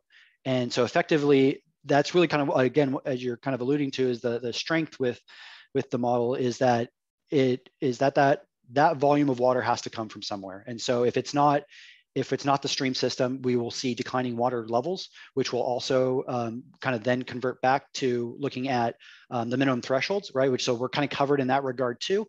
And then we're also kind of further covered by the idea the only other component that we're going to see any additional water for is subsurface flow. And that's our interaction with our kind of their neighboring subbasins.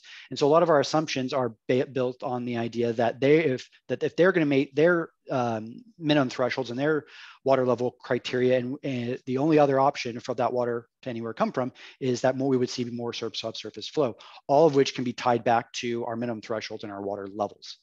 So I think that's really kind of a major component in the idea that even if there's not 100% perfection, and there's a little bit of uncertainty related to whether that water is coming from the aquifer, from storage, from declining water levels, or whether it's tied to the river system, we're still covered by evaluating ourselves by looking at groundwater levels and setting that minimum threshold. I think that's an important point that you brought up, Michael, with respect to, I mean, there's finite sources of water that would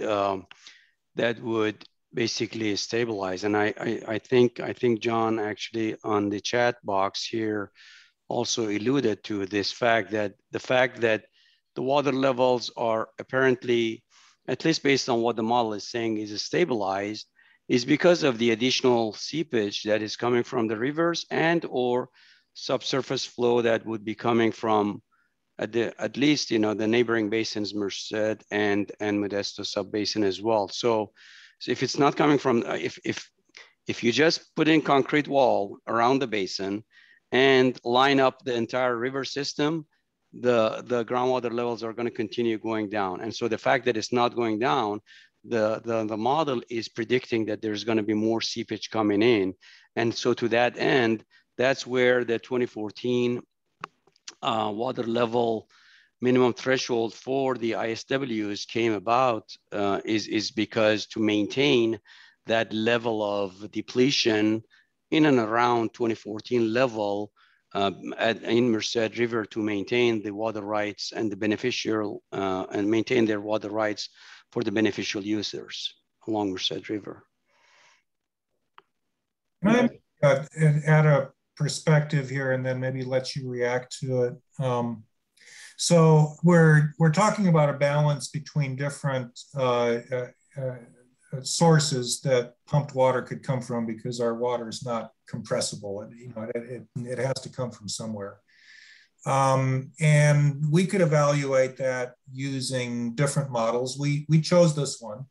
You know, if we had chosen to modify Mustang or modify CVHM, we might have a slightly different result, and we might pick the model whose result we like best, but that doesn't change reality that there's going to be a response of the basin. So I guess my perspective is that, you know, to the extent that there is uncertainty in the model regarding these important questions, that's expected. And it's going to be sorted out by monitoring and comparing the results to minimum thresholds and measurable objectives in the future, and making adjustments as necessary. And really, I see the primary purpose of this modeling being to provide perspective, you know, initial perspective on where these projects might be headed and what may be required. Am I wrong? I think you have a good point, Mike. I mean, I do agree with you that you pick a different model, you may end up having different quantity of seepage, quantity of water levels, and so on to some extent. Although if both of them are calibrated to the same observed water levels and stream flows, then you would expect them to be very similar in scale at the very least. Bottom line is, like you said, I mean, the conceptual model and the physics of the system tells you that there's only, you know, so many sources that would feed into the to fill in the holes, right, and the cone of depression. And so that you don't need a model to tell you that, honestly. It's pretty obvious that you have only 3 sources of water: the storage, the rivers, and the neighboring basins. And beyond whatever else is happening on the surface, let's say the watershed and all the runoff and the recharges coming from the watersheds, but that's not changing. You know, those are already disconnected from the aquifer system. So nothing changes on that. The hydrology is all the same. So in essence, you end up with those 3 sources to contribute to fill in the cone of depression. So Ali, to build on that, looking into the future, we talked about sustainable yield in the past. We're using water at an unsustainable rate, right? Correct.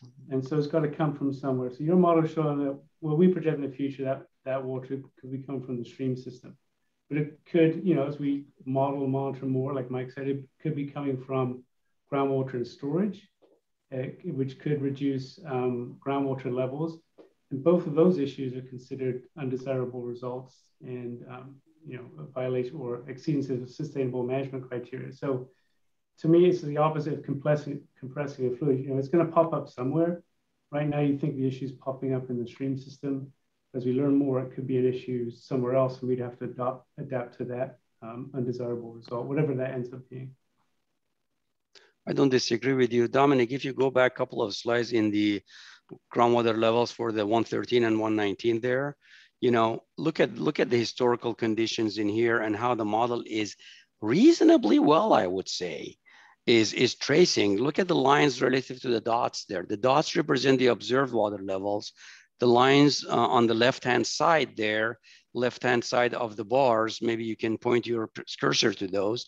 These are what the model is simulating. So the model is calibrated reasonably well, Michael. And so I would say, yes, there is uncertainties, no doubt about it. But the model, since the model is doing reasonably well, the balance of what percentage of this water is coming from the river versus how much of it would be coming from the storage is reasonably well represented by the calibrated model. No, I agree. I think we have to be careful. We can't pick or choose that. We don't like what it's telling us on the stream system, but we like what it's telling us on, you know, changes in storage or groundwater levels. Agreed. It's a complete package. This is Kevin again. It's not a matter of liking the results. It's a matter of what the model is capable of doing.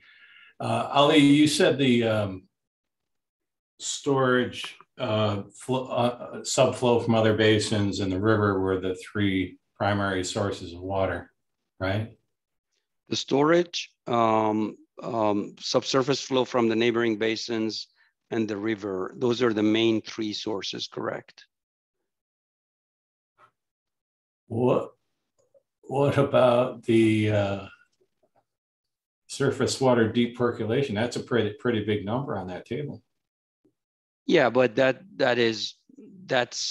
doesn't change. That deep percolation is there based on calibration to the cropping mix, the irrigation practices, the rainfall conditions. Those are all historical conditions, and so if the water is not deep percolating, say as an example in the model, then it should get waterlogged into the saturated.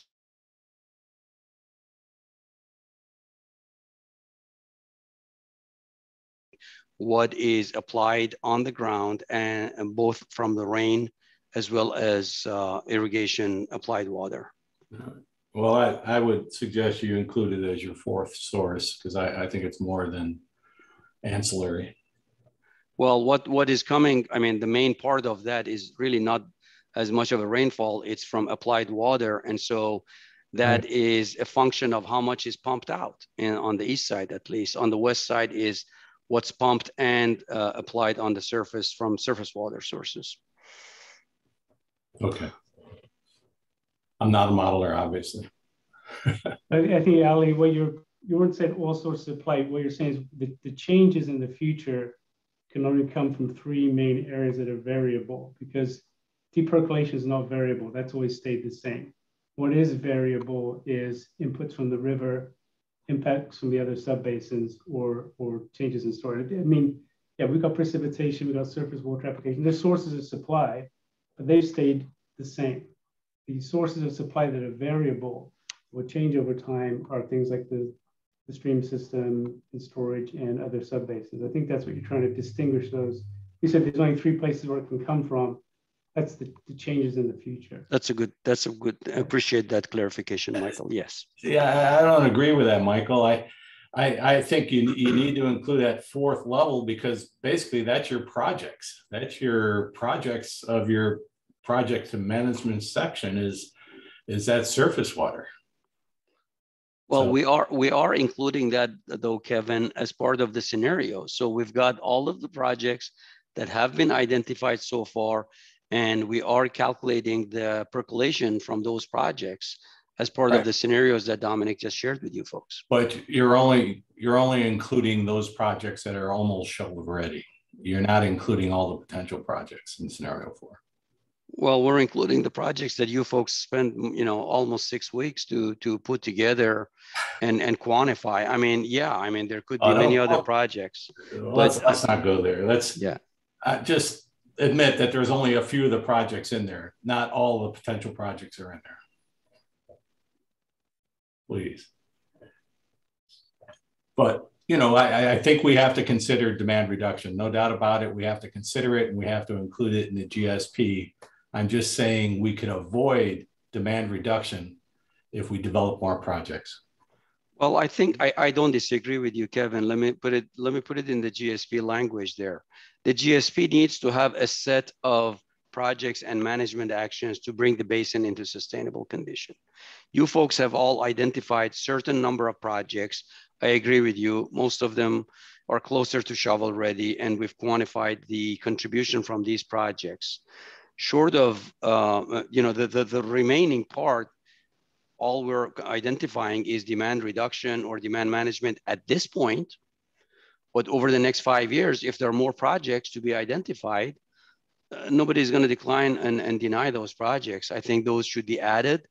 The point of it is we've got 5 more years, and every year we need to show progress to DWR.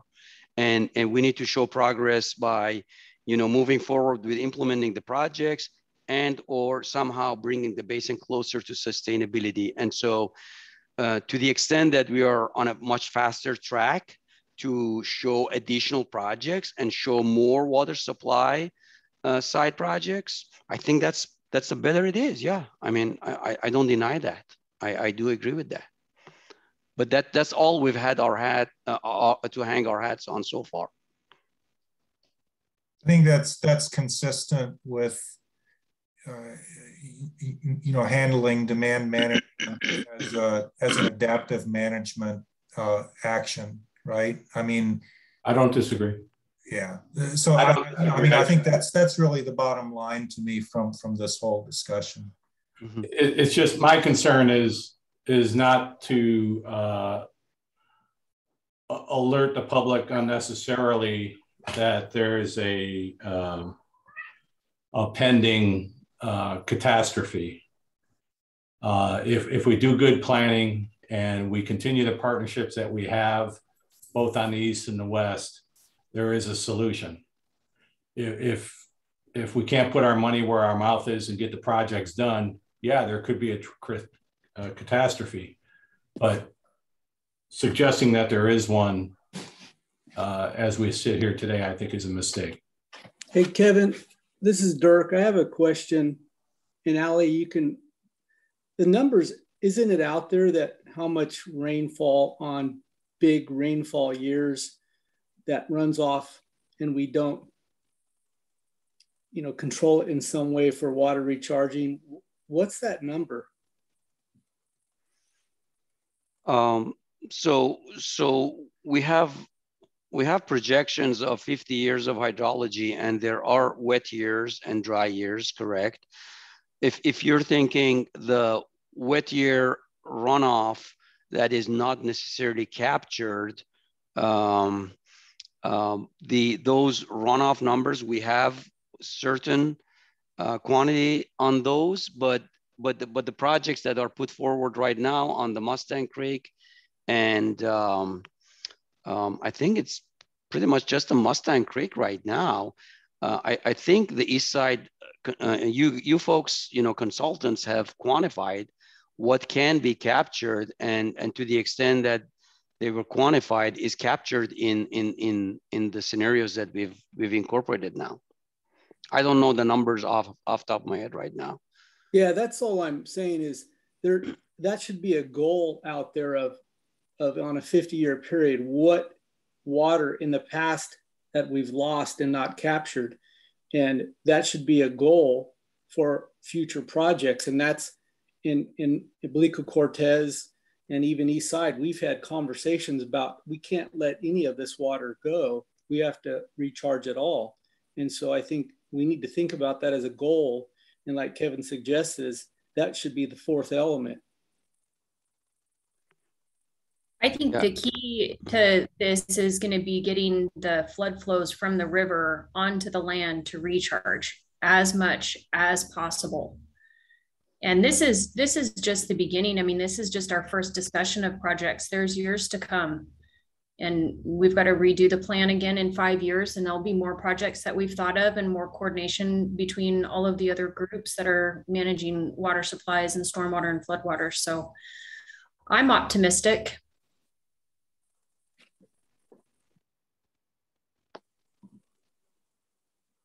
I'll be pessimistic. No, I won't be. I do want to make the point. I think in Ali, or Liz, you remember in the Merced, the DWR letter to Merced, did they mention the implementation of the Bay Delta Plan update, the SED, unimpaired flow regime, Merced River? Do you remember that?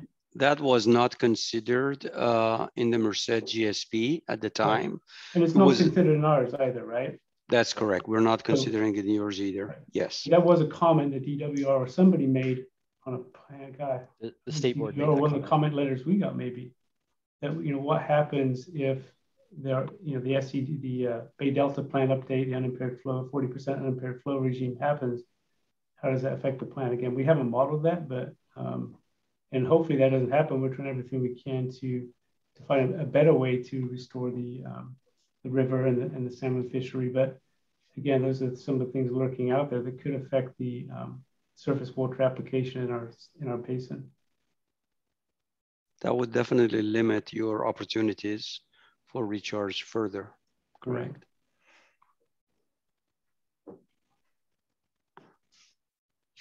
This has been good. I appreciate the presentation, Dominic and Ali, and the questions from the crowd. I see there's a couple of chat things, and I'm very bad at this.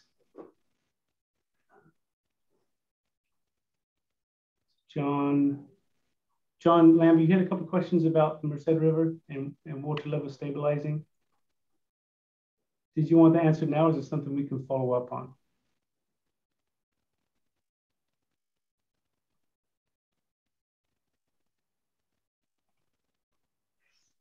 Okay. John's on mute. Yeah, I see John's comment in here. I think that's a whole lot more detailed technical discussion that we could certainly take on, John. But we got to get through nitty-gritty details of the water budget. So we'll be more than happy to discuss that. But I feel like it may be beyond. Yeah, it deserves a detailed budget. We'd be more than happy to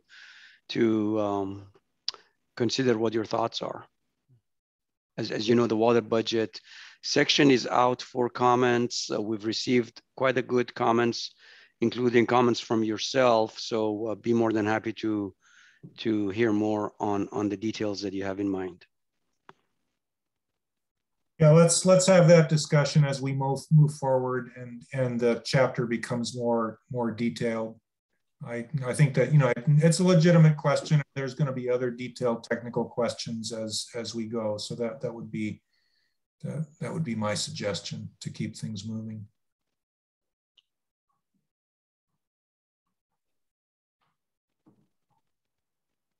Yeah, we'll follow up on that and figure out what level of effort that will take to understand. Sure. Yeah, I agree, Mike. This is Kevin. Are we going to move on to the project management actions and the implementation actions? I think it's that time, Kevin. So on to, if we have nothing else on modeling, so item number 5, management actions and implementation actions. Again, same team, Ali and Dominic, reviewing the draft management actions and implementation actions. So again, over to you two guys. So at this point, well, we don't have particular slides for this particular one. I have briefed you folks in the past on,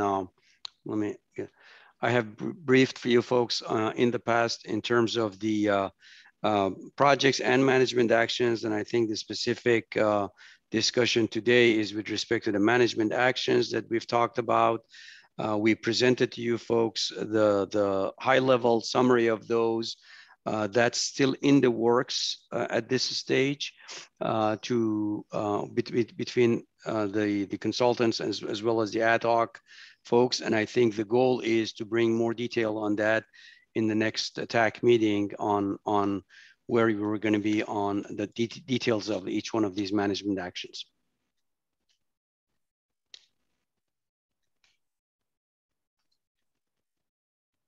Sorry, I was on mute. My apologies.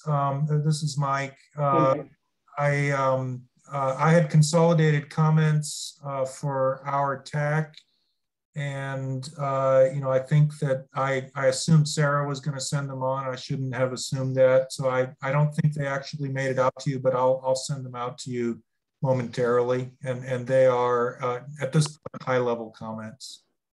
That would be helpful, Mike. Yes, we have not received those from either GSA, so it would be helpful to receive them. You know, the sooner the better. We're also under the tight timeline, as you can imagine, as you well know. So the more time we have to interact, the better it's going to be. Appreciate that. So I was going to ask you, Debbie, where are we on our side? Thank you. I'll be sending those along to you later today. So you'll have them before I leave. How's that sound? That sounds good. Thank you so much. Thank you. All right, so the East and West getting their comments in a timely manner. Thank you, everybody who participates in that and keeping this thing on track. I'll move on to item number 6, Sigma related updates. This is where the TAC members discuss and provide updates on issues pertinent to the Sustainable Groundwater Management Act, and our normal freestanding items are there. Do we have anything specific? Michael, I just have, this is Herb. I just have a couple items. I think first off, just to remind everybody that you know, chapters 1, 2, 4, and 5 of the draft GSP are out and available for comment on through our website. They can be downloaded at turlockgroundwater.org/GSP. It's pretty easy to find it when you get there. Also, we had a groundwater lunch hour from noon to 1 today, a little bit past 1. We actually had our best attendance yet. We had 17 non-agency, non-panelist participants, so that was good. I guess that shows, in addition to the conversation we have here, that people do care about water budgets. And so that's really a good sign, and we hope that translates to comments coming in on Chapter 5. And then lastly, just a note that from not talking with my TAC member hat, but talking with my TID hat, to thank the agencies. There's been maybe 4 or 5 that have submitted letters of support for our series regulating reservoir project. And we have those on hand, and those will be helpful as we try and acquire a grant for that project. And so just wanted to send a thanks. And for those who are still considering it, that are also members of the Technical Advisory Committee, we would love to still get some of those by maybe next Thursday, if possible. So if you have any questions, you can contact me, but I just wanted to put that out there. And those are my quick items today. Thank you, Herb. Anything from you, Debbie? Yes, I do have a few updates. I wanted the TAC to know that the comments from the joint TAC on the draft monitoring network chapter have been transferred over to the technical team. And so they're working on making those revisions. We're going to hear from the technical team next week on updates to the sustainable management criteria section, recommendations on interim milestones, and monitoring network revisions, with the hope that we will be able to quickly move to finalizing those draft chapters and bringing them to the joint TAC, or not joint TACs, but joint GSAs for consideration and releasing those to the public for review. So those are targeted as the next sections to be released. Next week, you will also see draft demand management scenarios that we just got done discussing. Dominic and Ali are working feverishly to get those drafted and to the TAC next Thursday. So we'll be having those discussions at the TAC next Thursday. The TAC meets at 2 p.m. on Thursday, the 23rd. I wanted to update the tax on our Proposition 68 grant as well. There are 3 projects under the Prop 68 grant. One is the groundwater recharge assessment tool that development has been ongoing and shepherded with an ad hoc committee. The ad hoc committee is currently reviewing the interface while the technical team continues to finalize the data, and we hope to have that out very soon. I'll have more specifics at a later date. The technical team is in the process of scheduling another ad hoc committee on that project. The monitoring wells, well applications have been submitted and we're waiting for approval. We do have the drillers under contract. So once we get the well permits from the counties, then we can begin to move forward with installation. And then the PEIR, that is the 3rd project under the Prop 68 grant, if you recall. And we've had some interaction with the consultant, ESA, who is going to be working on that project for the GSAs, and providing her information as the GSP is being developed. But now we have a clear schedule, and we want to start moving forward with developing the draft. And so I plan to come back to the tax next week with the request that we consider establishing an ad hoc to shepherd that process forward. And so that will be an action item on the agenda for next week for consideration. And that's all I had. I'd be happy to answer any questions.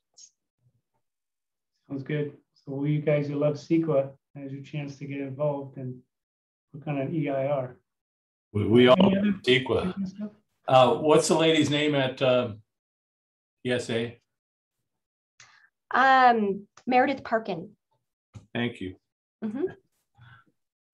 And I guess until a couple of years ago, she worked for MWH. Is that right, Debbie? Yes. Yeah. She's got a long background in CEQA. Yes. I think she's doing this for other agencies too. So she understood Sigma and programmatic EIRs and stuff. Seems very well suited for the job. Any other Sigma related updates? I hope everybody's getting through the drought. These are tough times for everybody, and stick together, we'll get through it. Next meeting is our regular meeting. So that's September 23rd. So this time, well, 2 o'clock next week. Again, thanks for a very productive meeting today. Thank you, Ali and Dominic, for good presentations and answering all those questions. And as it'll be a regular meeting next time, we'll have some action items. So West Turlock people, make sure we're all here so we have a quorum so we can tackle those things and keep things moving. Okay, so with that, I'll take a motion for adjournment on the west side. Make a motion, Michael. Thank you, Miguel. We have a second. I will second, Michael. Thank you, Leandro. A motion from Miguel, a second from Leandro. All those in favor signify by saying aye. Aye. Aye. Okay, West Turlock is adjourned. Over to the East Turlock.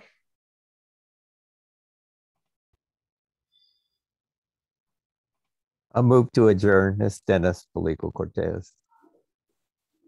I will second, Matt Beeman. I'm ready. So Sarah's gone, so one of you guys can call your roll. I feel awkward doing that for you. We're calling the vote. Yeah. Hi. Sorry. Go ahead. This is Jesse. I can go ahead and call a roll call. I think we have Dennis Yotsuya. Yes. Is Walt still on? Okay. Yes. Thank you. And Matt Beeman? Yes. Okay, that's all I have, I think. Okay.